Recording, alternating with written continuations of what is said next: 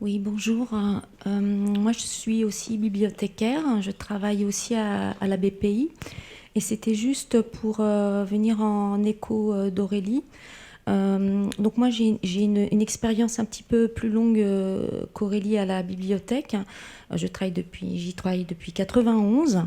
Donc j'ai une expérience qui aussi, qui me donne une réflexion sur le fait que euh, quand on attaque une institution, c'est pas seulement sur ses budgets, notamment à la BPI, on n'a pas tellement baissé en termes de budget.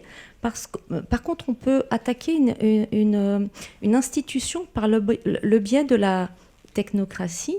Et notamment, par exemple, pour moi, j'ai vécu trois organigrammes.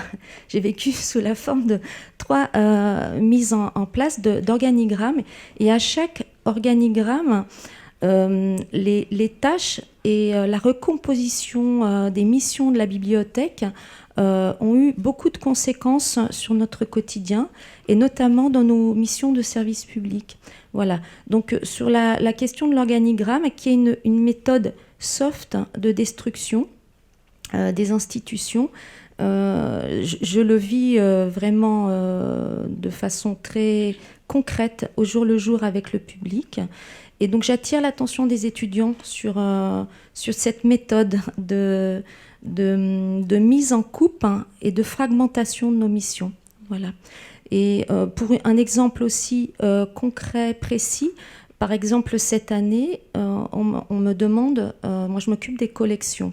Donc les collections, c'est le cœur d'une bibliothèque. On me demande de désherber, ce qu'on appelle enlever énormément de livres.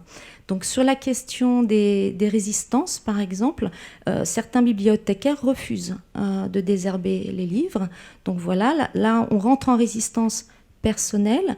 Et pour aussi corroborer ce que disait Aurélie sur le moment historique, c'est la première année à la BPI qu'on travaille en lutte avec d'autres bibliothèques et d'autres secteurs de la culture, notamment Art en Grève. Pour moi, c'est tout à fait nouveau. Aussi, on a fait venir Art en Grève à la bibliothèque, ça s'était jamais fait avant. Et ça, c'est tout à fait intéressant d'associer aussi les vacataires, les précaires qui viennent aux AG. Enfin, voilà, pour moi, c'est la première année où Bibliothèque en lutte agrège beaucoup de gens de la culture. Et là, je fais partie aussi d'un collectif, je ne sais pas si vous en avez entendu parler, qui s'appelle Book Block. Un peu comme les Black Blocs, mais sauf que ce sont des livres, Book Block. Et en fait, là, on a réfléchi aussi à amener les usagers à rejoindre nos luttes. Pas seulement nous en tant que professionnels et travailleurs de la culture. Merci.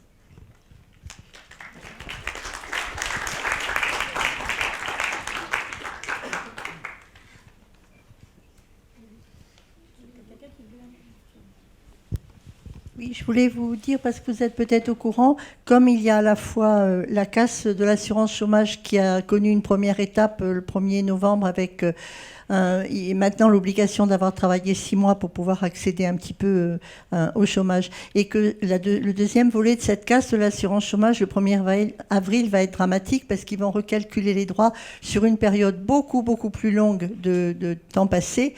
Donc les allocations vont chuter terriblement, elles vont être divisées par 10 ou disparaître peut-être sur une période plus longue, mais au lieu de toucher par exemple 500 €, on va toucher 50 €. Donc ça, c'est la première chose. La retraite pour les précaires, ça va être dramatique aussi. Et puis cette précarité sous toutes les formes les plus terrifiantes qui se multiplient partout dans vos secteurs. Donc on a été plusieurs à se réunir entre des collectifs justement de vacataires, de précaires de bibliothèques, de travailleurs privés d'emploi, de chômeurs, etc. Et on vous propose une grande assemblée générale de précaires et de chômeurs qui sera que le début d'une organisation longue dans la durée contre toutes ces réformes. Ça sera le 4 mars à 19h à la Bourse du Travail, salle ENAF, 29 boulevard du Temple. Vous y êtes tous invités. J'ai mis à l'accueil un petit tract d'appel, j'en ai pas beaucoup là, mais donc c'est appelé par des syndicalistes CGT, Sud, FSU, etc., CNT ou des gens autonomes aussi, et pas mal de collectifs comme Femmes contre les précarités, Gilets jaunes, intermittents, chômeurs précaires, des associations de chômeurs, des syndicalistes de Pôle emploi. Voilà.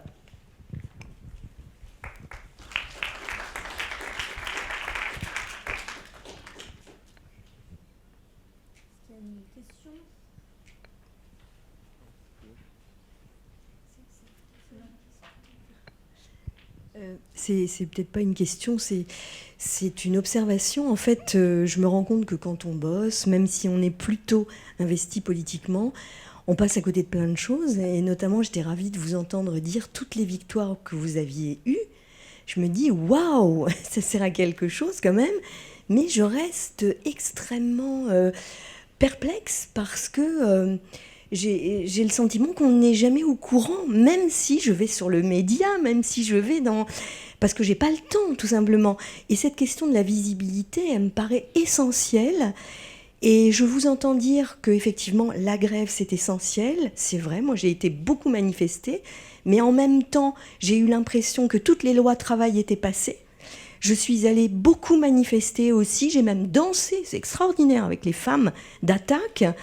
Mais, je sais pas, fondamentalement, j'ai l'impression que le rouleau compresseur est en train de passer et qu'il y a quelque chose auquel on n'arrive pas à faire face en termes d'opposition. Donc, je suis désolée, à la fois, je vois tout ce que vous faites et en même temps, je ne suis pas convaincue qu'on va arriver et qu'on va arriver notamment à faire en sorte que Macron ne soit pas réélu, ne serait-ce que ça. Et voilà, donc je me disais, qu'est-ce qui va être fait aussi sur le plan du vote ? Qu'est-ce qui nous attend là bientôt ? Alors, j'avais, par rapport à la visibilité, ça me traversait, j'y ai absolument pas pensé, mais je me disais, tiens, les avocats, ils ont jeté leur robe. Et voilà, ça, j'ai capté, entre le café, la poire, le fromage, je l'ai vu. Les danseurs de l'opéra sont sortis, je l'ai vu. Et donc, je me disais, alors j'avais une idée terrifiante qui vient juste de me passer par la tête. Je me disais, mais pourquoi, puisque vous êtes bibliothécaire, on ne ferait pas un grand feu avec tous les livres, on les brûlerait comme ça s'est passé lors du Reich, pour montrer que de toute façon, ce qui se passe, c'est aussi grave. Alors, je suis un peu radicale quand je dis ça. Ça vient juste de me passer par la tête. Je le soumets à votre réflexion. Je vais vous laisser répondre, mais juste sur cette dernière proposition, je crois avoir entendu que dans les book blocks, peut-être vous pouvez décrire ce que vous faisiez, puisque c'était visuel. C'est dommage qu'on n'ait pas d'image là. Peut-être qu'on essaiera d'en trouver pour. J'en ai, moi. J'en ai. Je peux vous en passer. Le book block, en fait, c'est lié justement à la suite de Bibliothèque en lutte. Donc là aussi, en fait, ça prend du temps de prendre conscience de ce qui se passe pour pouvoir sortir de nos façons de penser corporatistes aussi. Parce que chaque institution, voilà, comme disait ma collègue de ministère de la Culture, on tient aussi à nos acquis qui ont été obtenus de haute lutte. Et donc là, de sortir de nos propres cultures institutionnelles et d'aller vers les gens d'art en grève, par exemple, qui sont beaucoup des gens précaires, ça demande du temps. Donc le book block, on a pensé une façon de rassembler les gens de la culture sous l'emblème du livre qui représente pour nous la pensée. Donc c'est quelque chose de très graphique où chacun réfléchit à sa couverture préférée. On en fait un book lié. Voilà, un book lié. Et puis on défile avec cette couverture qui est comme un bouclier face à la police. Et cette couverture représente souvent un vrai livre. Donc là, on est sur les réseaux sociaux, on a fait un Instagram, mais notre première sortie, c'était le 20 février seulement. Donc on demande à tout le monde de venir nous rejoindre. On est en train de travailler sur un tuto pour savoir comment faire son propre bouclier.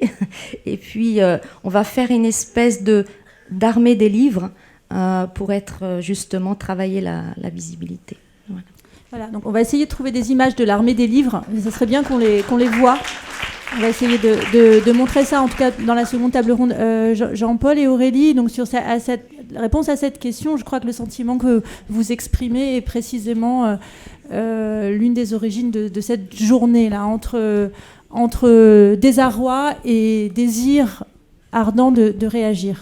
Oui, alors je pense que la grève, en tout cas, je veux dire, à un certain moment, les actions, on est obligé de les faire, au fond. On est obligé de les faire parce qu'on n'arrive pas forcément à bloquer comme on veut. Donc, à un certain moment, on doit faire des actions. Mais c'est vrai que moi, on le vois, nous, chez nous, au fond, l'administration, mais ça vaut aussi pour, dans les privés, pour les patrons. Au fond, c'est quand, l'exemple de l'opéra, qu'est-ce que ça touchait le plus? C'est vrai, c'était joli, les danseurs, et ça attirait l'attention, mais au fond, ce que ça touchait le plus, c'était tous les spectacles qu'ils n'ont pas fait, tout l'argent qu'ils ont perdu. Au moment qu'ils étaient en grève, il n'y avait pas le spectacle.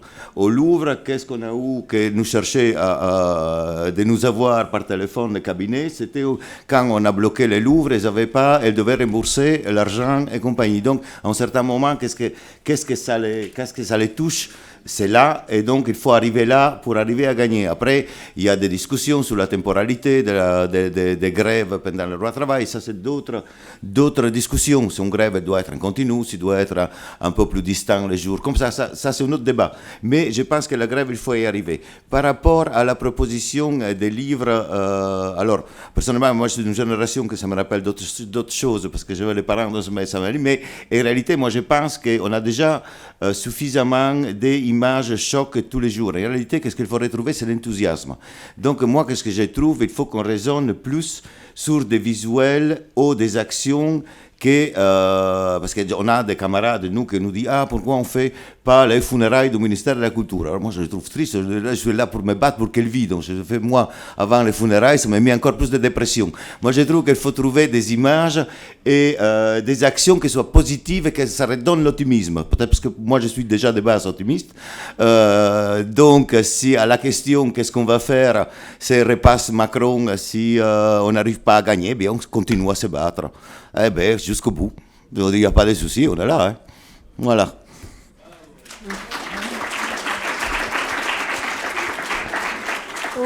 Aurélie, oui. Juste rajouter quelque chose par rapport à ça. Je pense que, par exemple, la proposition de brûler des livres, c'est qu'à un moment donné, on se dit, mais est-ce qu'on est prêt à faire tout et n'importe quoi pour se faire voir, quoi. Moi, c'est ça, c'est qu'à un moment, moi, j'ai pas envie de me dire, ah merde, qu'est-ce que je pourrais faire? Parce que je peux m'immoler, je peux faire la grève de la faim, mais à un moment, j'ai pas envie de leur donner ça, quoi. Moi, il y a des trucs, il y a la grève qui existe déjà. Déjà, on est gentil, c'est un droit constitutionnel qu'on utilise. Mais il faut la massification, c'est-à-dire que, par exemple, toutes les personnes qui sont là, qui à un moment se sont dit « Ah ouais, mince, j'ai pas envie de ce gouvernement, j'ai pas envie de ça », mais concrètement, il faut agir derrière, en fait. Maintenant, il faut qu'on soit conséquent avec nos idées, il faut être en cohérence. Et juste un truc par rapport à ça, c'est, pour moi, la cohérence, elle est là. C'est-à-dire que notre métier, c'est ça, c'est on accueille du public, on fait du service public. Il devrait y avoir tous les enseignants dans la rue, il devrait y avoir toutes les personnes qui ont une mission de service public dans la rue. En fait, tout le monde devrait être ou dans la rue ou en grève. C'est ça le problème, c'est que les gens se trouvent des excuses. Mais on peut tous s'en trouver financièrement. Moi, je touche 1 500 € par mois. Donc, je pourrais me dire, bah voilà, j'ai 3 enfants qui sont malades. Je pourrais me dire, bon, bah voilà, à un moment, on fait ce qu'on peut. Il y a des actions que je ne peux pas faire, il y a des actions que je peux faire. Donc, il faut qu'à un moment, chacun se regarde dans le miroir. Je suis radicale quand je dis ça et ça ne plaît pas toujours à mes collègues. Mais moi, je ne vois pas d'autre solution qu'à un moment, se prendre en main et être en cohérence avec ses idées. Comme quand des sociologues et tout se réunissent, Carton Rouge, Thomas Piketty et compagnie.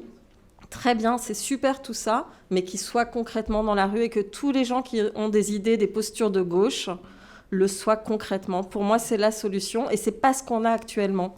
Il y a des gens qui se trouvent encore des excuses pour ne pas réagir. Voilà.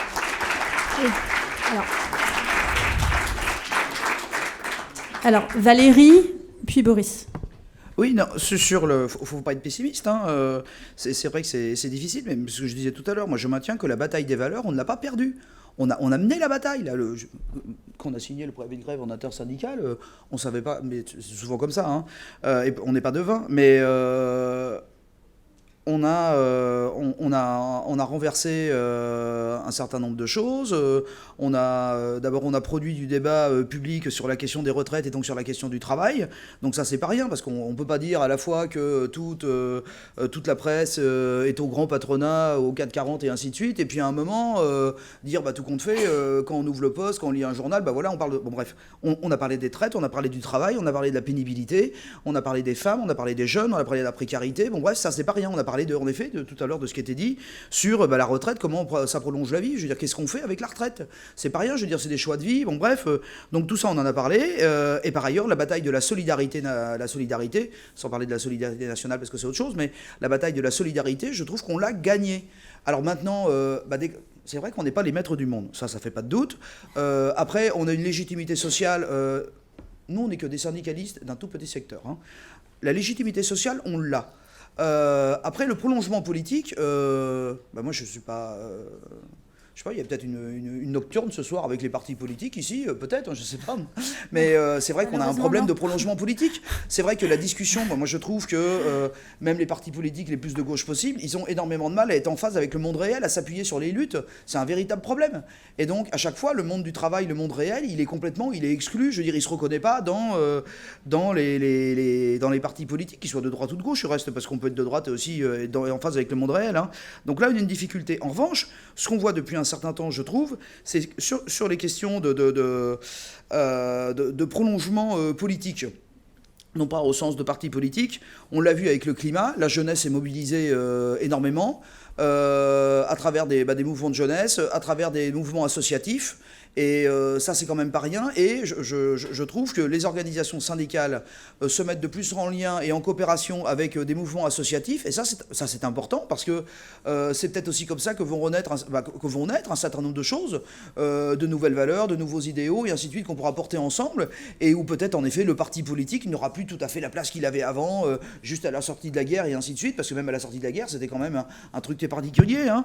Donc voilà, ça, c'est des... moi, je pense qu'on est en phase oui, ça se construit, ça se renouvelle, c'est super riche, c'est sûr que le soir en allumant le poste à 20h on n'a pas la solution, mais ça on s'en fout, mais on sait que la solution quelque part c'est quand même un peu nous, hein. C'est à nous de nous prendre en charge, on sait que c'est la démocratie, c'est ce qu'on va porter qui va être important. Après sur les actions, moi, je veux le dire ouvertement, je ne veux pas brûler de livres. Pour moi, un livre, c'est sacré. Hein. C'est les nazis qui ont brûlé des livres. Il y a peut-être d'autres personnes qui ont brûlé des livres. Moi, je ne suis pas la CGT pour faire comme les nazis. Moi, je le dis franchement, je ne me plierai jamais à ça. Là-dessus, il n'y a pas de doute. Non, mais c'est pas, je ne pense pas que ça a été dit comme ça. Ça a été dit pour dire, voilà comment on peut faire du buzz et ainsi de suite, qu'on peut faire de l'image. Je pense qu'à un moment, faire de l'image, c'est pas faire ça. Voilà. Voilà, un livre, c'est sacré. C'est pour ça qu'il y a des bibliothèques. Et des bibliothèques, c'est sacré. C'est comme les musées. Hein, c'est sacré. Il faut faire attention. Après, les actions, il faut qu'elles soient pacifiques. Bon, je ne sais pas si je l'ai dit tout à l'heure, mais c'est important dans les actions syndicales qu'on mène que les actions soient nécessairement pacifiques. En tout cas, on porte des valeurs de paix. Le mouvement ouvrier porte ça. Et ça, il faut l'assumer jusqu'au bout, je pense. Quelle que soit la situation, parce que je pense que dans les solutions qu'il peut y avoir dans le prolongement politique, il y a aussi la question de la violence. Et nous-mêmes, culture, on a... représentants en tout cas des personnels, moi je dis qu'on doit faire attention aux questions de violence. Voilà. Merci Valérie. Boris et Clément. Oui, alors, je vais parler au-delà de la BNF, plus généralement. L'analyse qu'on fait nous à Sud Culture, et c'est pas que ce moment-là, même si ça se pose, parce que c'est des questions qui sont posées dans d'autres luttes, sauf que là, il y a une lutte énorme, très forte, interprofessionnelle, qui est partie très vite aussi sur ce côté-là, donc les questions se reposent. C'est que les médias, effectivement, c'est des médias bourgeois, clairement, à un moment donné, et qu'il y a un risque de courir après eux pour essayer de faire des choses très spectaculaires. Effectivement, quand on bloque le Louvre, ils viennent. À un moment donné, si on a bloqué le Louvre, c'est pas pour avoir les médias, c'est pour montrer que sans nous, sans notre travail, y compris des gardiens de musée, des gens que les médias ne voient jamais, que les dirigeants ne voient que très peu, et d'où ils pensent que leur travail sert à rien parce qu'on va supprimer leur poste, que le patronat veut supprimer parce qu'ils pensent que ça coûte et ça ne rapporte rien, et de toute façon on s'en fiche de rapporter quelque chose. Et ben, quand ces gens-là s'arrêtent, quand on fait grève, réellement on produit, réellement on bloque tout, réellement ça ne fonctionne plus, et donc on est les plus essentiels. On peut se passer d'eux, ils ne peuvent pas se passer de nous. Et donc faire grève, c'est à un moment donné, c'est ça. Et quand on bloque un établissement, quand on fait grève, quand on fait une manifestation, c'est aussi montrer ça. Et c'est pas juste de faire... Alors, il peut y avoir un effet médiatique derrière, mais le but, c'est pas ça. Et le plus important quand on est aussi en grève et que ça libère du temps, c'est d'aller voir les gens à côté de nous. Et nous, on pense fondamentalement que l'un des acquis de cette lutte, et qui va nous permettre de poursuivre la lutte parce qu'elle n'est pas finie, et d'essayer de la massifier dans le courant du mois de mars, avec le 5, avec le 8, avec la perspective du 31 derrière, qui est loin, mais si on y arrive à tenir, elle arrivera à un moment donné, c'est d'aller voir les gens des autres secteurs. Alors les secteurs proches, les autres services publics, mais aussi le privé, le commerce, le nettoyage, les gens juste à côté de nous qui doivent travailler des fois dans nos mêmes établissements que nous. Le nombre d'établissements publics où désormais il y a des commerces privés qui sont installés parce qu'effectivement ils se recherchent d'argent à tout prix, et ben voilà, mais c'est aussi des travailleurs et des travailleuses. Et le premier truc, c'est d'aller les voir. Et ils travaillent juste à côté, c'est pas compliqué, hein. On fait 3 pas pour aller les voir. Et leur dire à un moment donné, viens avec nous, viens dans nos AG, on va discuter. Tu peux pas forcément faire grève autant que nous, mais on va essayer de trouver des actions. Et ça se fait à la base, localement, dans les quartiers, etc. Et l'auto-organisation, l'auto-gestion des luttes, ça va être peut-être l'élément le plus essentiel. Et c'est ça qui nous permet de poursuivre. Parce qu'à un moment donné, c'est ça qui permet que les seniors qui sont mobilisés, ils s'appuient sur ceux qui sont mobilisés, ça attire tout le monde. Ceux où ça baisse un côté, un autre compense. On l'a bien vu avec cette lutte, c'est parti très fort sur les RATP et SNCF. Il y en a qui sont rentrés plus tard, les ports ils sont rentrés plus tard, les cultures on a mis un peu de temps malgré tout à s'organiser, même si on était parti le 5 décembre. Mais au niveau bibliothèque, il nous a fallu 1 mois pour réussir à vraiment se revoir, à faire des AG et tout. Il y en a d'autres, ça a pris encore un peu plus de temps. Les centrales nucléaires, elles ne sont pas parties tout de suite, les éboueurs ils sont partis encore plus tard, et ainsi de suite. J'espère qu'il y aura d'autres secteurs qui vont poursuivre derrière. Et ça c'est le premier point. Et le deuxième point, c'est clairement, et même quand on n'est pas en grève sur les actions, alors il y a celles qui parlent à nos métiers, c'est normal, parce qu'effectivement ça nous parle à nous, ça montre nos actions, nos métiers, il n'y a pas que les avocats, hein, des déposes d'outils, il y en a eu plein. Ce qui se rapprocherait le plus par rapport aux livres, c'est comme ils ont fait dans les enseignants avec des manuels scolaires, ils ont muré des rectorats, etc. Mais derrière tout ça, l'intérêt à un moment donné, c'est de trouver les moyens de faire mal au gouvernement et au patronat, parce que ça n'a pas été encore trop dit, mais l'ennemi, c'est pas que Macron. Pour nous, à Structure, l'ennemi, c'est pas Macron. Uniquement Macron. Macron, il n'est que le fondé de pouvoir du MEDEF. Cette réforme, elle est voulue par le MEDEF. C'est un système qui est en place depuis 20 ans. Denis Kessler, quand il a dit qu'il fallait abolir la sécurité sociale et la retraite, il l'a dit en 1994. Ils ont attendu 26 ans pour commencer à pouvoir tout mettre en place, mais c'est la suite du programme. Denis Kessler était le vice-président de ce qui s'appelait à l'époque le CNPF, avant que ça devienne le MEDEF.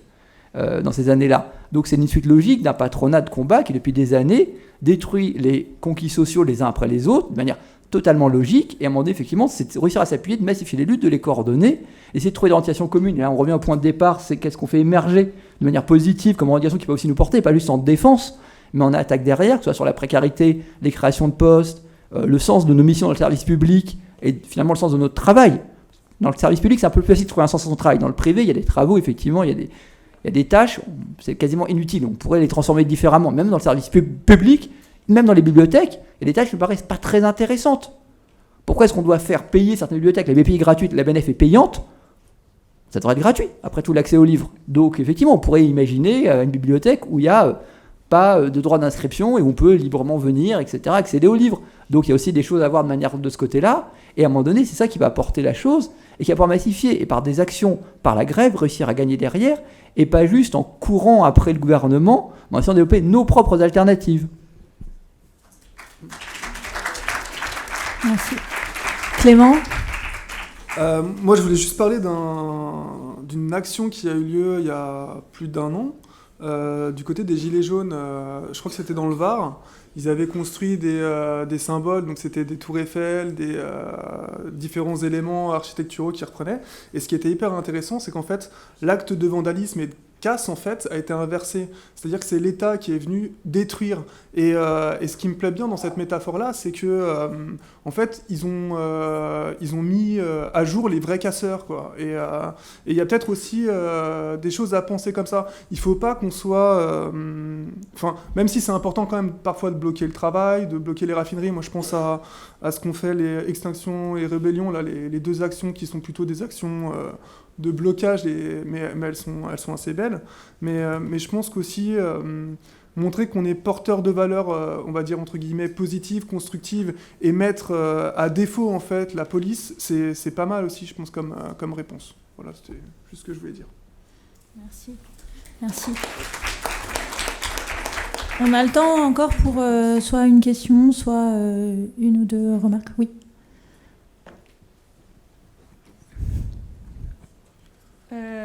On entend beaucoup parler de culture en lutte et vous n'avez pas du tout posé la question de faire une culture de lutte, une éducation autour de la culture de lutte, parce que finalement, là, parmi les intervenants, ce sont que des personnels, la BNF, tout ça, mais toutes les propositions, par exemple les bibliothèques gratuites, tout ça, il y a énormément de groupes autonomes qui les font déjà, comme ce que font les camarades graphistes, ça se fait déjà énormément et ça se développe dans des groupes autonomes. Et finalement, c'est une remarque, mais la culture de lutte, on est déjà en train de la faire en tant que groupe autonome. Il faudrait vraiment que les camarades CGTistes et des autres syndicats se mettent en contact, par exemple, avec les personnes qui font des actions anti-pub, donc qui démontent des abribus et qui collent des affiches, par exemple, Amazon va me tuer ou ce genre de choses. C'est très efficace. Les gens se posent des questions en se demandant est-ce que c'est une pub, vu que l'abri n'est pas cassé. Ce serait vraiment bien de travailler sur ça. Ils réfléchissent beaucoup plus que si l'abribus était cassé.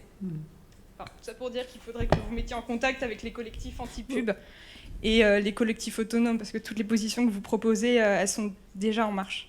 Voilà. En marche.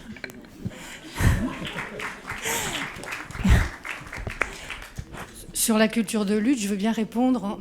Quand même, je veux dire, dans le syndicalisme, ça fait très longtemps qu'on se pose la question de radicalité, subversion, insurrection. Je vais donner juste un petit exemple rigolo pour détendre l'atmosphère sur un sujet grave, mais je veux bien qu'on en rediscute.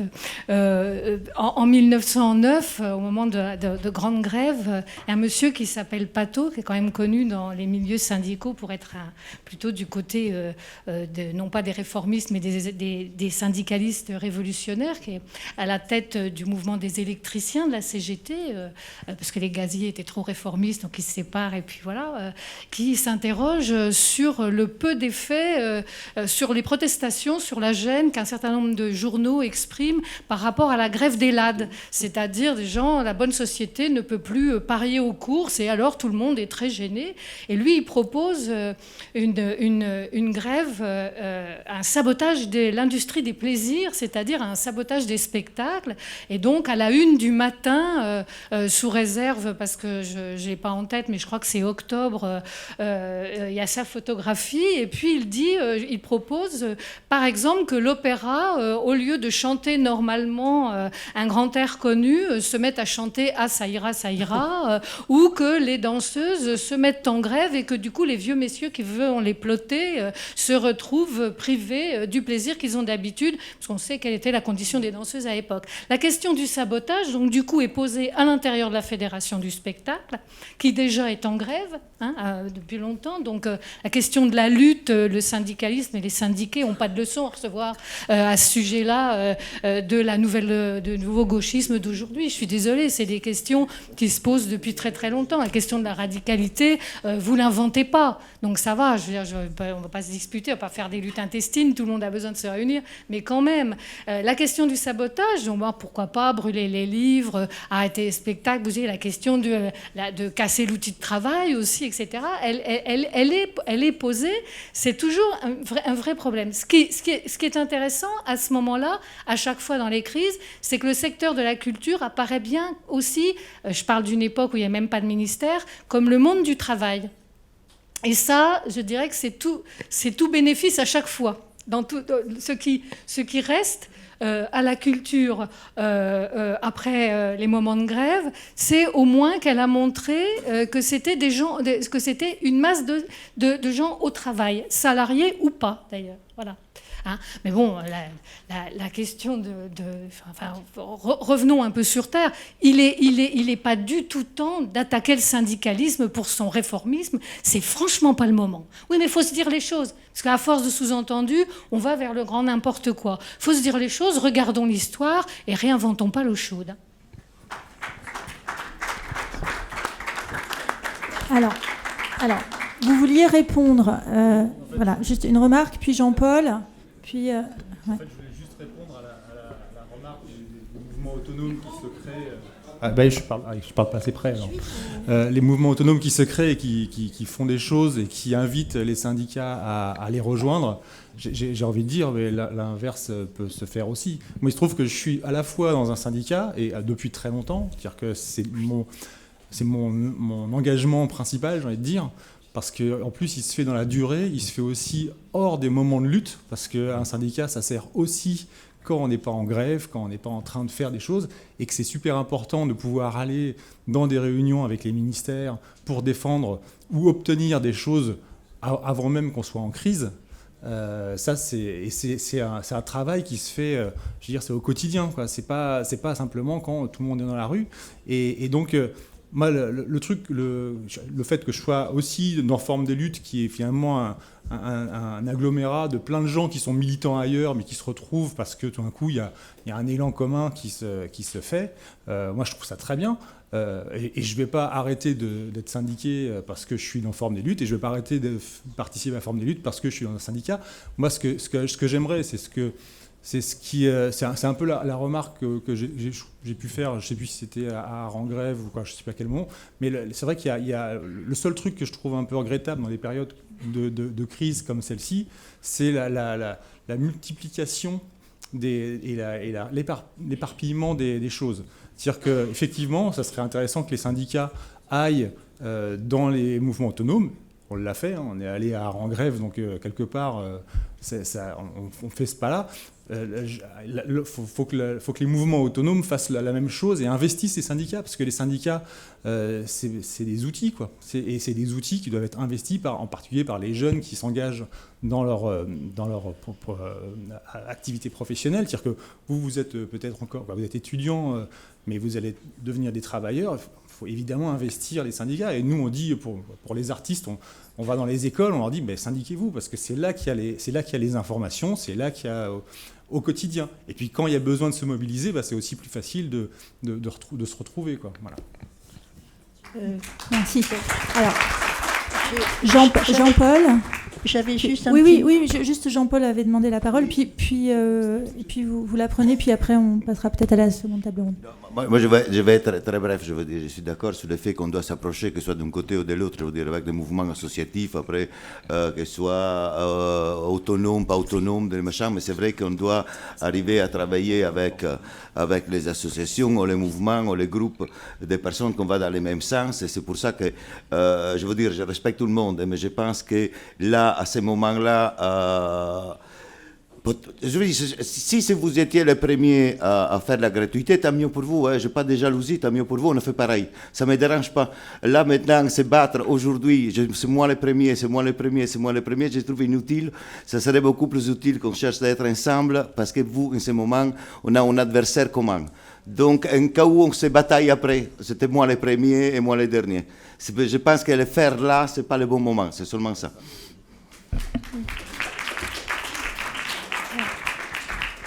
Je voulais rebondir sur la question du sabotage, parce que c'est important entre nous justement de discuter aux formes d'action. Pour avoir fait toutes les manifs contre les lois travail, toutes les manifs des Gilets jaunes, toutes les manifs du mouvement actuel, on voit bien que quand on rentre chez soi le soir après une manif, on s'est montré d'accord, mais ça suffit pas.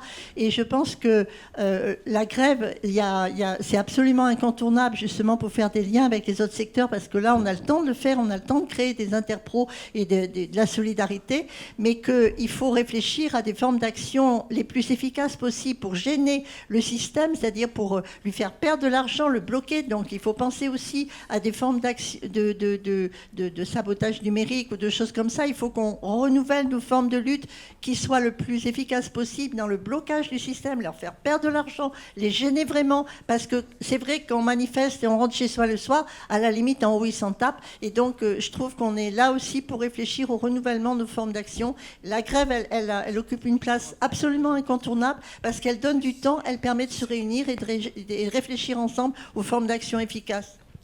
Merci. Donc, il y a une question ou une remarque ici.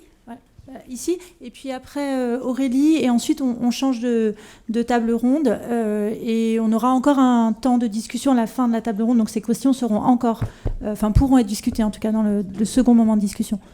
Oui.